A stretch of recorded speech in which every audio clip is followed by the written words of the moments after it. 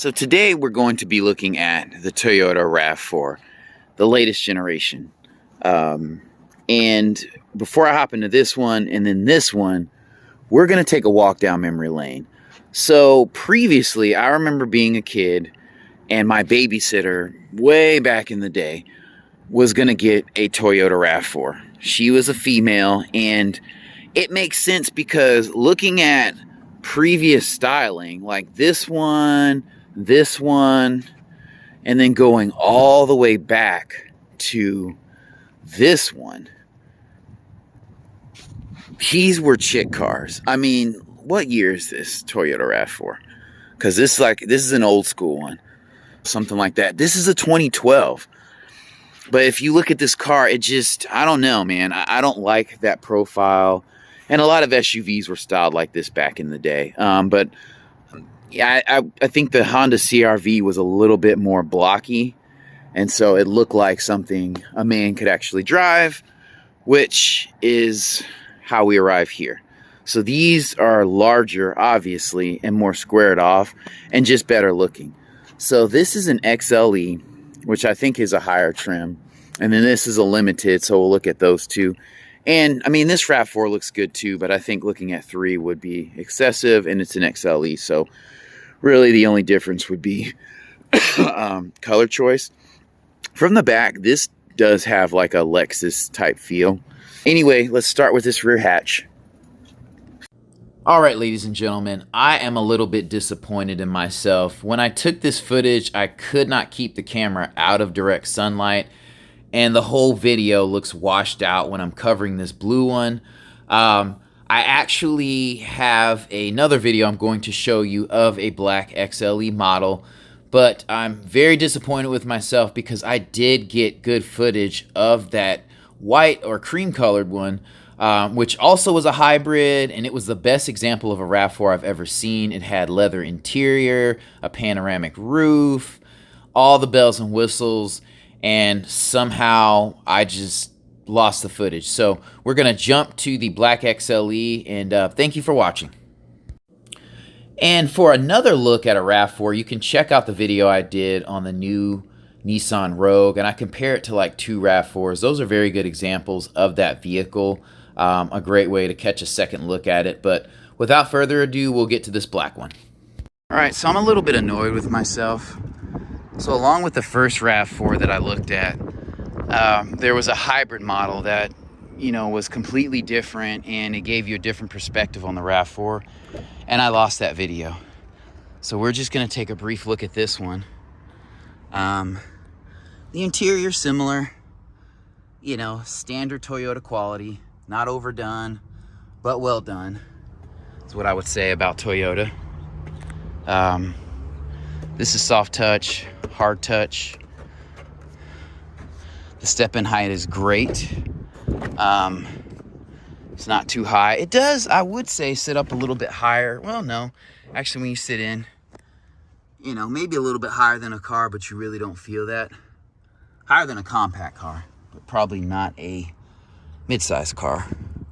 You know, this is quality. I mean, this, again, doesn't stand out, but this seat will stand the test of time. 20 years from now, it'll still be solid.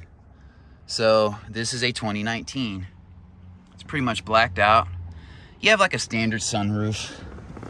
So this is just a good quality SUV if you don't want a car. You know, makes you feel a little bit better.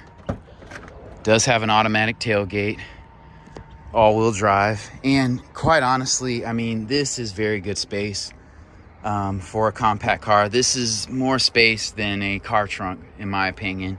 And then just more utility because you can lay the seats down and have a ton more space. So how do I know that? In Toyotas, these things let the seats go all the way down. So you have split folding seats. Got this rugged mat here. I do not know if there's storage space under here. We'll see. It's probably a donut. Yeah, so, but that's okay. Small SUV, and I love automatic tailgates. So, love them. Let's check out one more. One is a hybrid, so hopefully it's as good as the one that I saw. The color scheme is not. It was like pearl white, metallic paint, with like a cream or a tan interior, which is great, but should have an automatic tailgate. It does have dual exhausts, and this does not look like a little cheapy SUV. Again, the space is here. Even with it being a hybrid, seats still fold down. Very, very handsome. So we'll take a look at the inside. I love that the wheels have pretty good sized tires on them, good meat, so that if I did hit a dirt road, I wouldn't be afraid. This is definitely not as premium. That one had a pano roof, so it's still high quality Toyota. You have vents back here. Not too bad. This is hard touch. This is hard touch. This is soft touch. This is hard. This is hard. Not super a fan of that. I would like a little metal tip here. Unfortunately, I lost the footage to that premium one. I apologize, but you know, I can show you that this is a quality, well done vehicle. It is going to last a long time. This is even soft touch. This is soft touch. I love this two-tone right here. The front door, this is soft touch. These are hard touch. So it does look kind of basic in the interior. Let's look at the styling. One of the things I love about Toyota is they don't restyle dramatically every 2 years like American makes, so they tend to age well. Sometimes their vehicles can be overstyled, but very high quality vehicle. Ooh, spider. And so I'll just go ahead and sit here. The seat feels comfortable. You know, this is a great ride height. It does have an SUV feel where, you know, the hood kind of does sit up a little bit, so you can't see what's in front of you as much because there's a gate here, but you can't really see that. So you are a little bit recessed in the seat, which is okay. Yeah, not a ton of room in this cabin, but again, everything's laid out very well. That controls the tailgate, which I love that being here. Oh wait, no, that's the sunroof. Sunglass holder here. But yeah, very well laid out vehicle. That doesn't have wireless charging, but you have good plug options here. You have a trail option. This is four-wheel drive, so there is some utility here. You do have charging in here. What kind is this? I think you have regular USB, which is fine. This is a 2020. Kind of surprised it doesn't have USB-C, but that's okay.